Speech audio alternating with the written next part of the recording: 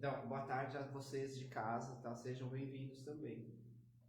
Então, como eu já estava falando, quando a gente vem para casa aqui, espírita, vou colocar a nossa casa espírita, a gente sente essa vibração tão intensa que às vezes a gente fica até meio perdido. Será que tem um espírito de porco do nosso lado que está fazendo a gente sentir tudo isso? Né? E a gente pode colocar na cabeça que realmente tem um espírito de porco nos perturbando por conta de tudo isso. E até fora da casa espírita também, às vezes a gente se reúne em certos lugares, né?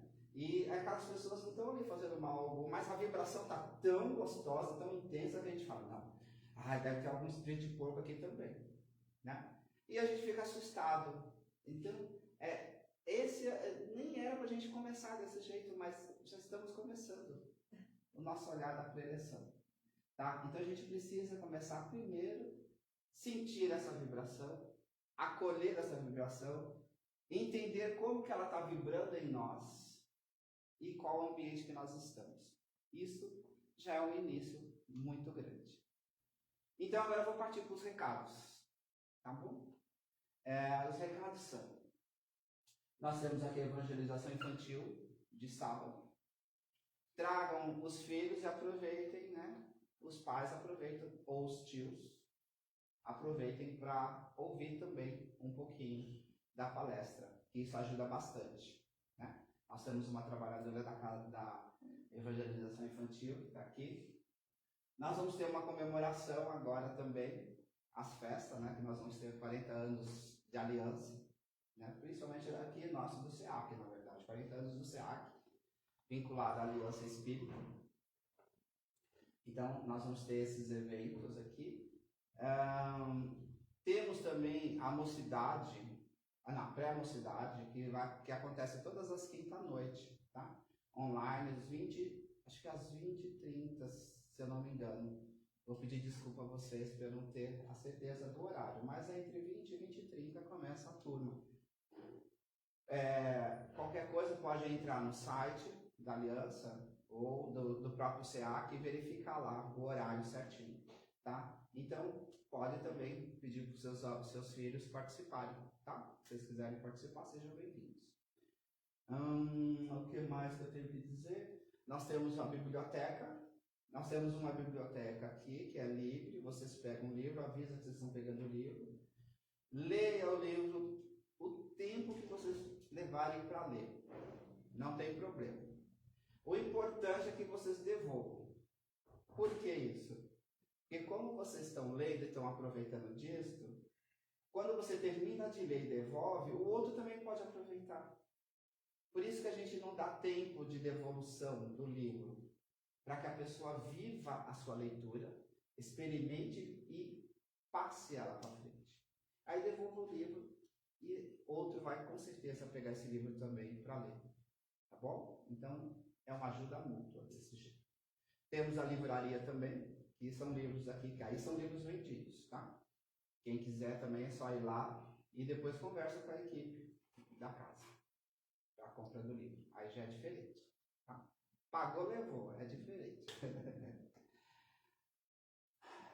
Então agora vamos nos recolhendo em nossos pensamentos, trazendo a nossa consciência para este momento, para aqui e agora. Vamos sentindo o nosso corpo, vamos percebendo nesse ambiente ao qual nós entramos, vamos nos permitindo ser acolhidos por esses mentores que nos acompanham no dia a dia. Vamos nos permitindo ser acolhidos por essa energia da casa que vai nos envolvendo, nos acalmando aos poucos. Vamos nos permitindo se conectar com o Pai. Se permita que as suas luzes possam nos envolver.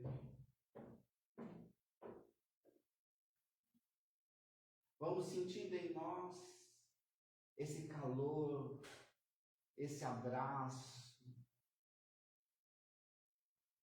O quanto que estamos ligados a Ele.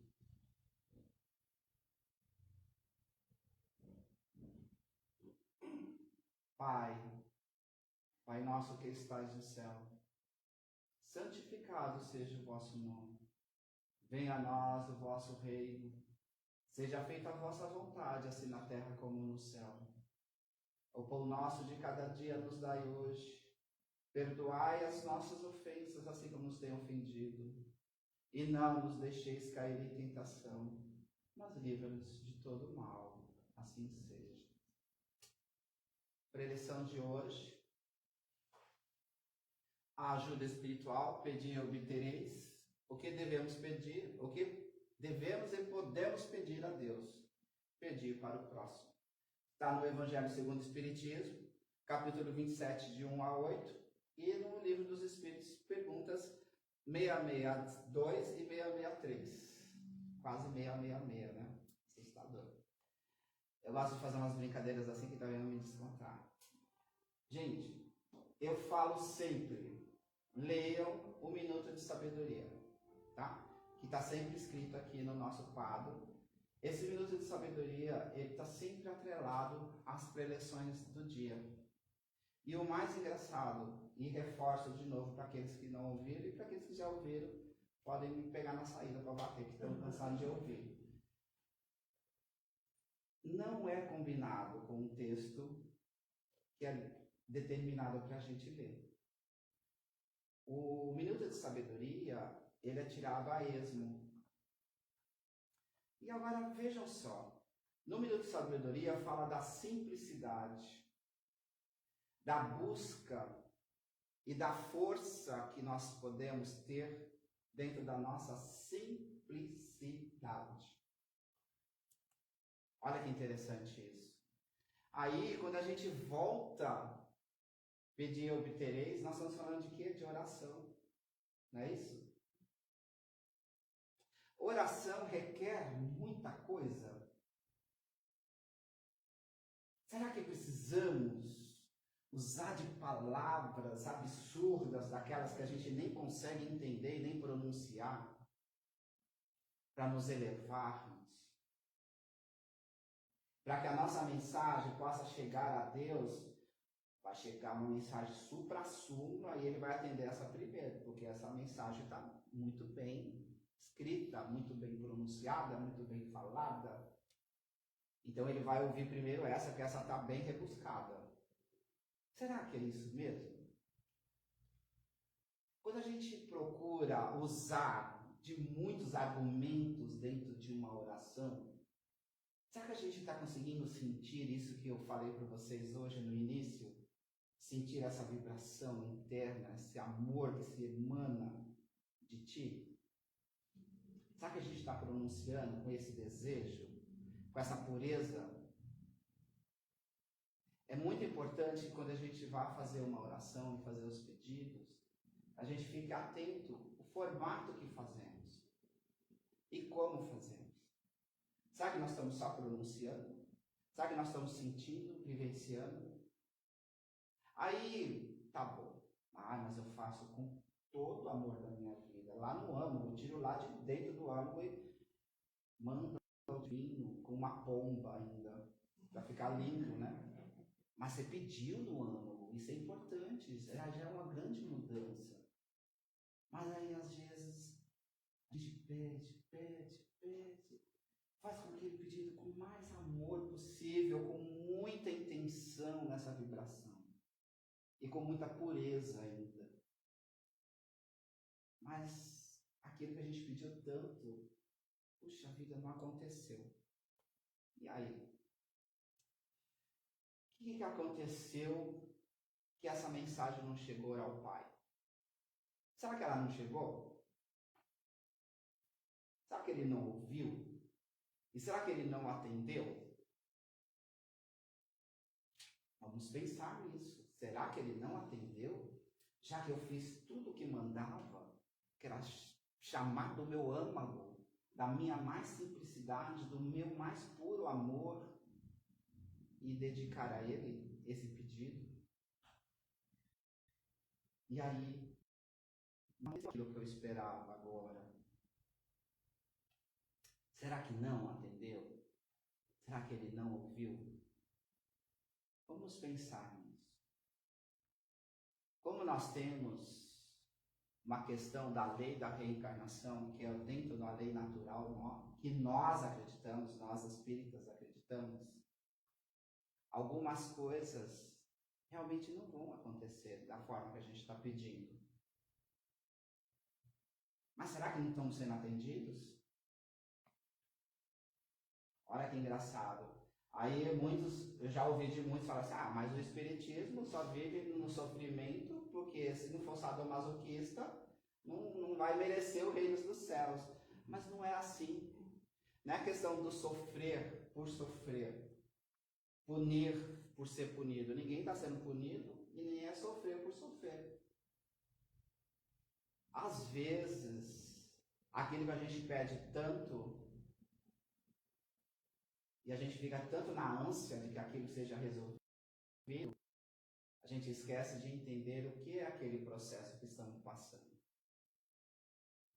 Aí a gente perde a oportunidade, muitas das vezes, de olhar para aquilo que está nos provocando, fazer o entendimento daquele processo, transmutar essa dor que a gente está sofrendo, que às vezes para o outro talvez aquilo não é dor, mas para nós é. E quando transmutamos isso, usamos isso ao nosso favor. Olha que interessante. Mas como transmutar? Isso é alquimia pura. Sim, alquimia do cérebro, alquimia do coração, alquimia quando você se liga ao Pai. Isso tudo é alquimia. Porque a gente começa a olhar para tudo isso e fala, não, eu preciso começar a observar os sinais que o Pai está me dando. Quais são esses sinais? E quando eu começo a observar esses sinais, eu vou começando a transformar essa dor no ouro, né? Assim que o alquimista queria transformar no ouro, eu vou transformando a dor no ouro. Olha que coisa linda! Ouro, mas eu estou fazendo subjetiva ao olhar, tá? Não é um olhar material. Mas olha que interessante, olha que lindo isso. Nós não estamos mais na dor, não estamos sofrendo mais só por sofrer. Nós estamos aprendendo a transmutar e usar a nosso favor aquilo que nos machuca internamente. Porque, como eu já disse uma vez, anteriormente aqui, aquilo que às vezes a gente acredita que é um sofrimento imenso, o nosso vizinho, nossa, aquele cara está falando que aquilo é dor. Meu Deus do céu, então esse cara não sabe o que é dor. Porque ele acha que a dor dele vai ser maior. Porque ele topou o dedão e você está com seus pensamentos ali a milhão. Você está sofrendo com seus pensamentos e ele está sofrendo porque ele topou o dedão. Então a dor dele é maior do que a sua. Olha que engraçado. Esse olhar para a dor é muito subjetiva e ao mesmo tempo a gente precisa entendê-la. Por que eu topei o dedão na esquina ali? O que aconteceu? Será que eu topei porque eu estava com muita raiva de alguém? Ou eu parei de observar o que estava em torno de mim? Aí eu não observei mais, me machuquei. Agora, também eu estou com meus pensamentos acelerados, estou com a minha dor no coração, é assim, dor no coração. Se a gente tiver dor no coração, é confuso. Mas a gente está com aquela dor no coração, que é o emocional, que está ali preso. Aí se a gente olhar para aquilo e falar assim, não, mas o que está acontecendo com essa dor? Porque a gente pode sofrê-la, mas se a gente não olhar, vai continuar com a mesma história daquele rapaz que topou o dedo ali na pedra. Porque a gente começa a deixar de olhar para nós dentro do nosso processo evolutivo e dentro das questões que são apresentadas a nós. Aí a gente pode pensar, mas esse cara que está aí na frente, é fácil ele falar isso, né? Que ele está lendo o Evangelho, é tudo belo, formoso, que ele só está falando. Não, gente, a gente quando fala, a gente também tem que vivenciar. Quando a gente fala, a gente vivencia. Isso não quer dizer que seja fácil para mim, porque eu estou aqui falando para vocês. Ou seja, fácil para quem estiver aqui na frente falando. Lembrem que eu comecei com a borboleta no estômago de tanta angústia por estar aqui na frente de vocês. Isso para mim também é sofredor. Mas o cara tá só sofrendo porque tá uma borboleta no estômago. É um processo de sofrimento para mim. Mas eu tive que aprender a olhar para esse sofrimento meu e transmutar para eu conseguir falar aqui com vocês. Olha que interessante.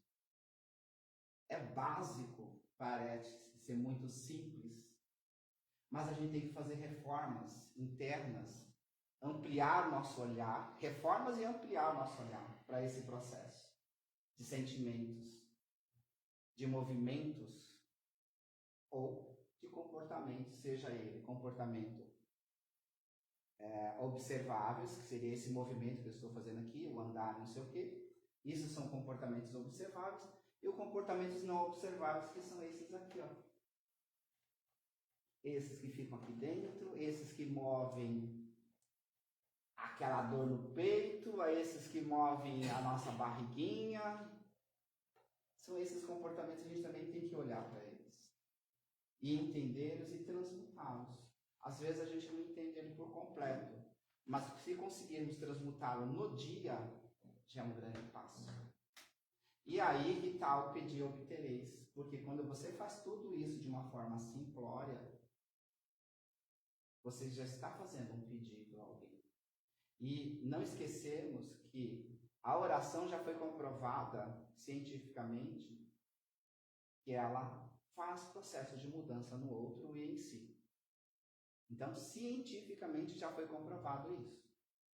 Eu posso orar aqui, orando para alguém do outro lado do mundo. Essa oração vai chegar. Também já foi comprovado que os nossos comportamentos de falar, eu não vou lembrar o nome do pesquisador, que já foi comprovado na água. Não sei se vocês já leram isso. Que quando você pega um copo com água e fala um monte de palavras tão inadequadas, tão grotescas, essa água ela cria uma película diferente. Ela chega a ficar até um pouco turva. Olha que interessante. E aí é o poder da nossa oração, é o poder do nosso pedir, que é muito simples, que a gente pode manifestar esse nosso pedir e a gente precisa entender que a nossa oração pode nos ajudar e ajudar o próximo. Podemos pedir tanto para quem está encarnado ou para quem está desencarnado. É que às vezes a gente não consegue entender isso. A gente não consegue entender o quanto que a gente emite de ondas de pensamento, o quanto que a gente emite de vibrações salutares quando a gente se coloca nesse estágio de oração. Então, é muito importante que a gente preste atenção como estamos fazendo as nossas orações, como estamos nos acolhendo dentro dessas vibrações de amor. A gente precisa começar a se acolher nessas vibrações de amor para que a gente entenda o quanto a gente ainda pode emanar para o próximo. Que a gente tem muito amor e muita vibração de cura que a gente se permitir. Mas nós precisamos primeiro acreditar que somos filhos do Pai. Porque se você não acredita que você é filho do Pai, você vai ter muita dificuldade em acreditar que é acolhido por Ele. E que as questões que são apresentadas a você no seu dia a dia têm um viés educativo, não punitivo. Educativo. Olha que diferença, educativo e punitivo. Educativo, você vai estar ali aprendendo com aquela questão. punitivo, você vai sofrer só porque você está sofrendo. E acabou. Não era assim antigamente? A palmatória vinha, mas você não sabia nem porque estava apanhando. Puxão de orelha vinha, você nem sabia porque estava sendo levando puxão de orelha. E assim as coisas aconteciam. Tá bom? Espero ter passado para vocês a preleção de hoje. E vamos novamente nos acolhendo. Vamos agradecendo ao Pai por mais esse dia de vida, por estarmos respirando, por termos força de chegarmos a essa casa, por termos forças de emanar amor e fortalecer esse grupo. Obrigado, Pai, por mais um dia. Obrigado, Pai, pela minha família. Obrigado, Pai, pelas pessoas que são apresentadas a mim, as quais me ensinam a cada dia. E obrigado, Pai, pela minha existência. Muito obrigado. Obrigado a todos pelo dia de hoje. Até mais para vocês em casa.